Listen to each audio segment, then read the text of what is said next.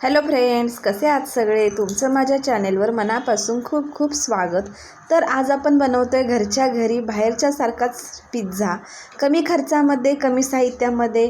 तुम्हीसुद्धा एकदा घरी नक्की बनवून बघा. बाहेरून विकत आणण्याची गरजच लागणार नाही जर अशा पद्धतीने तुम्ही घरी पिझ्झा बनवलात तर.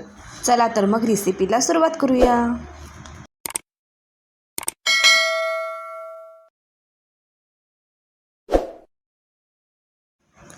तर पिझ्झा बनवण्यासाठी मी इथे लांबट चिरलेला कांदा आणि लांबट चिरलेला टोमॅटो आणि शिमला मिरची अशा पद्धतीने चिरून घेतलेली आहे. तर एका प्लेटमध्ये आता मी ते पिझ्झा बेस घेते. मी मार्केटमधून एक पिझ्झा बेसचं पॅकेट आणलं होतं. एका पिझ्झा बेसच्या पॅकेटमध्ये 2 पिझ्झा बेस असतात. एक पॅकेट 25 रुपयाला साधारणपणे मिळतं. तर आता एका पिझ्झा बेसला आता आपण बटर लावून घेऊया आणि आता याच्यावर आपण पिझ्झा सॉस लावणार आहोत. जर तुमच्याकडे पिझ्झा सॉस नसेल तर तुम्ही टोमॅटो सॉस आणि शेजवान चटणी एकत्रित करून तीसुद्धा तुम्ही लावू शकता. तर मी इथे माझ्याकडे होता पिझ्झा सॉस, तर मी हा लावून घेते.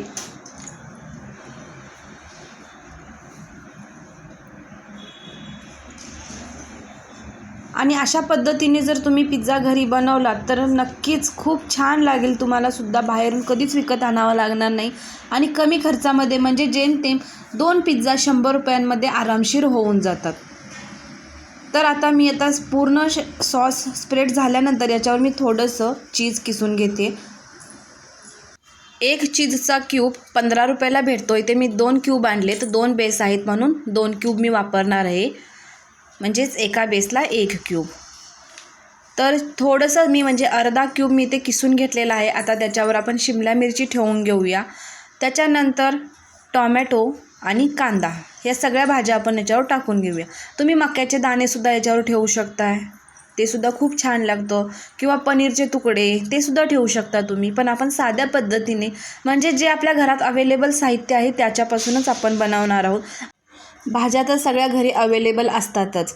फक्त पिझ्झा बेस, चीजचे क्यूब आणि सॉस एवढ्याच गोष्टी विकत आणाव्या लागतात.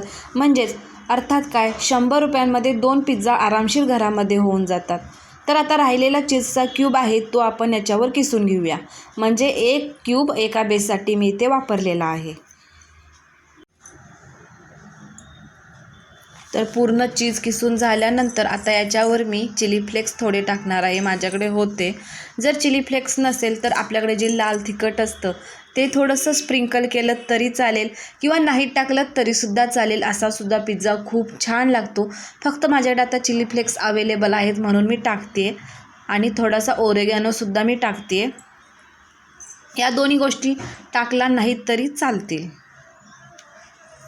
तर आता हा पिझ्झा आपण कढईमध्ये बेक करणार आहोत. मी कढई गॅसवर गरम करण्यासाठी ठेवली आहे. तर चला आता पिझ्झा बेक करायला ठेवूया. तर एका कढईमध्ये मी छोटी प्लेट तळाशी ठेवली आणि वरती ताट ठेवलं. ताटावर थोडंसं मी बटर लावलं, कारण पिझ्झा चिकटू नये म्हणून. तर थोडंसं बटर लावून घेतल्यानंतर याच्यावर आता आपण जो बनवलेला पिझ्झा आहे तो याच्यावर ठेवून घेऊया. आणि आपण आता हा मीडियम फ्लेमवर 15 मिनिट आपण हा बेक करून घेणार आहोत.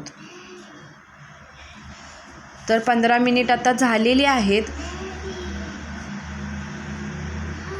तर 15 मिनिटानंतर आपण झाकण काढून बघूया. तर पिझ्झा खूप छान पद्धतीने तयार झालेला आहे. मस्तच वाटतोय ना बाहेरच्यासारखा पिझ्झा? तोंडाला पाणी सुटले ना? तर तुम्हीसुद्धा हा पिझ्झा घरी नक्की ट्राय करून बघा आणि कसा झाला ते सुद्धा मला कमेंटमध्ये नक्की सांगा. व्हिडिओ आवडला तर व्हिडिओला एक लाईक नक्की करा. बघा तुम्ही, मी 2 पिझ्झा इथे बनवून घेतलेत. तर झाले ना खूप छान? तर नक्की घरी बनवून बघा. व्हिडिओ आवडला तर व्हिडिओला एक लाईक करा, शेअर करा आणि अजून तुम्ही माझ्या चॅनेलला सबस्क्राईब केलं नसेल तर प्लीज सबस्क्राईब करा. पुन्हा भेटूया अशाच एका नवीन आणि झणझणीत रेसिपीसोबत. तोपर्यंत मस्त रहा. बाय.